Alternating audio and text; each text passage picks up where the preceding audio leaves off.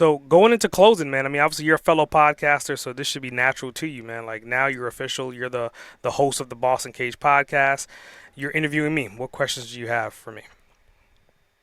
Questions for you. Mm. Oh, now we're all backwards. Yep. So I guess so what is the one piece of advice that you give people when they, especially people who are they're not sure what to do, people who are at that crossroads? What's the one piece of advice you give them?